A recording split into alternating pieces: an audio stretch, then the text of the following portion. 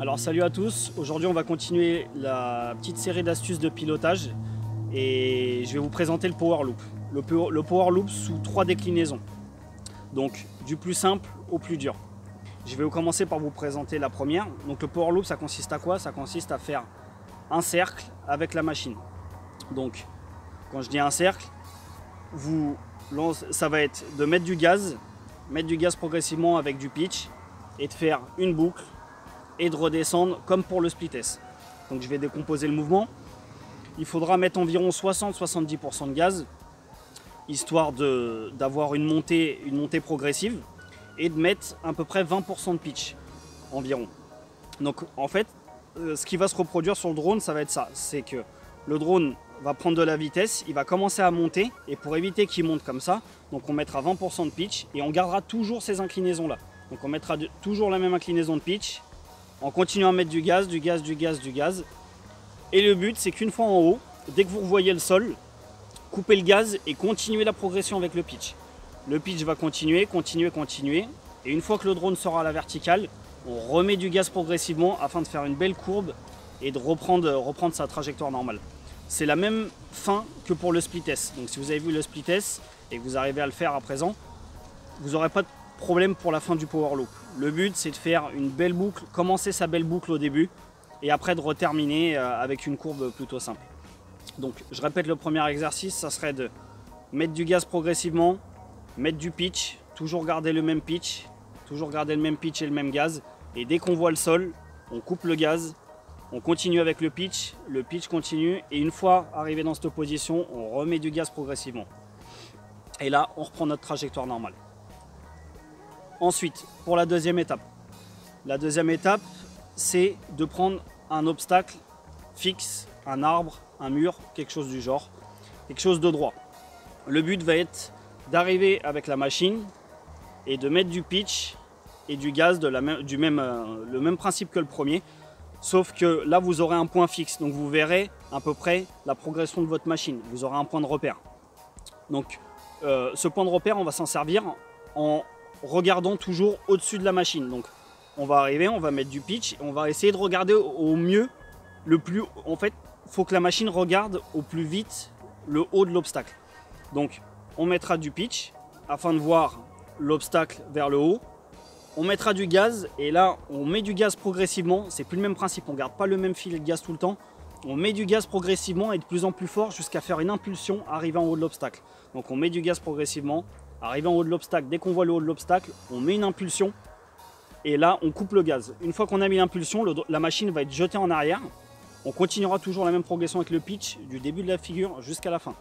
Donc la machine sera jetée en arrière et arrivé à peu près à la verticale, il vous suffira de remettre du gaz et toujours garder la même inclinaison de pitch afin de terminer votre courbe progressivement. Je vais vous montrer une façon de faire le Power Loop qui est un peu plus compliquée. Je dirais que c'est pour les personnes, c'est plus trop pour les débutants, ça va être pour des personnes un peu plus intermédiaires déjà. Et la façon de le faire sera différente parce qu'elle sera inversée. C'est-à-dire que là, on prend toujours un repère extérieur à la boucle. Pour la troisième façon de faire le Power Loop, on prendra un repère intérieur. Je m'explique. Il suffira de trouver un arbre assez rond pour, quand on arrive en dessous de l'arbre, pour faire le Power Loop autour de l'arbre, par exemple, il faudra garder toujours l'arbre en visu. Donc, en haut de notre écran, des lunettes, on fera en sorte qu'il y ait toujours un bout de l'arbre qui apparaisse, et il faudra tourner autour de l'arbre en gardant toujours l'arbre en haut de nos lunettes. Donc, ça vous permettra de faire des Power Loops serrés et plus propres, plus jolis à voir et plus impressionnants sur vos vidéos.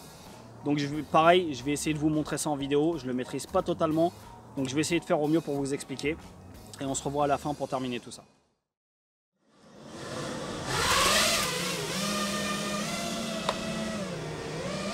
Alors, la première étape du Power Loop, comme je disais, un terrain libre, on met environ 70% de gaz, on garde du pitch, dès qu'on voit le sol on coupe et on remet du gaz. Bon là j'ai dévié un peu, je vais essayer de faire ça là mieux. Donc, on met du gaz, on pitch, Et dès qu'on voit le sol, on coupe. Et on reprend. Donc, je vais le refaire plusieurs fois. Hein.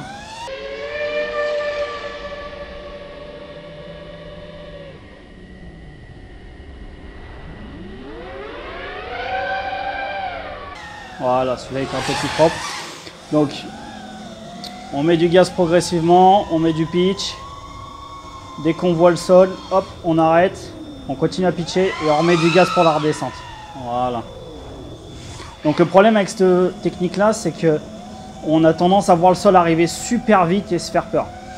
Donc l'autre technique, c'était de prendre un obstacle. Donc un obstacle, qu'est-ce que je vais pouvoir prendre? L'arbre là, l'arbre qui est plutôt grand. Ou ouais, voilà, cet arbre-là qui est plutôt grand. Donc je vais monter, mettre du gaz, une impulsion. Donc vous voyez, je mets une impulsion, je garde le pitch tout le temps.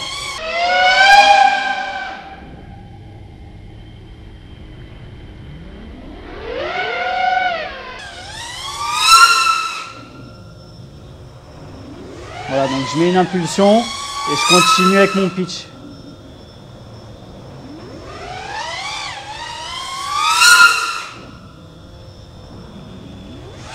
Donc je vais essayer de le faire sur un autre obstacle parce que celui-là on ne le voit pas très bien. Je vais le faire un peu plus court. Regardez, on va prendre cet arbre là. Donc, je vais mettre un peu de gaz.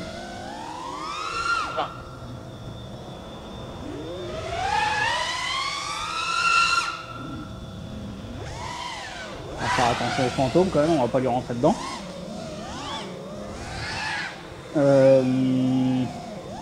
Comment est-ce que je peux faire? On va aller de ce côté là. Je vais prendre cet arbre là qui est tout plus haut. Donc, vous voyez, je me propulse bien en arrière.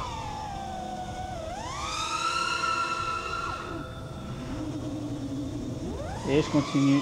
Alors le problème avec cette figure là, c'est que, enfin avec cette façon de faire le power loop, c'est que le pitch du coup, il n'a pas une progression. On reste pas à 20% de pitch tout le temps. Il faut jouer avec le pitch un peu plus. Donc, je vais le refaire un peu plus court là.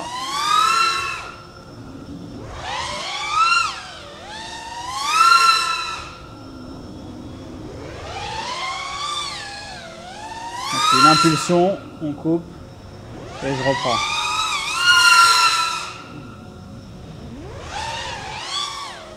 Donc voilà. Voilà pour la deuxième étape. Donc je vais changer de batterie pour la troisième parce que la mienne est vide.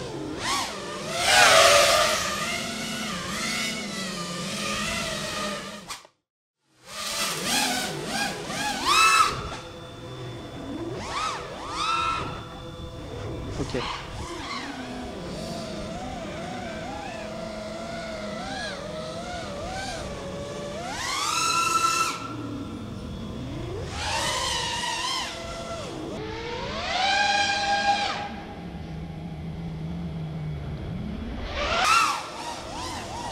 Voilà, le spot n'est pas trop approprié, l'arbre il est pas du tout rond comme je vous le disais tout à l'heure au début de la vidéo. Donc j'essaye de faire au mieux.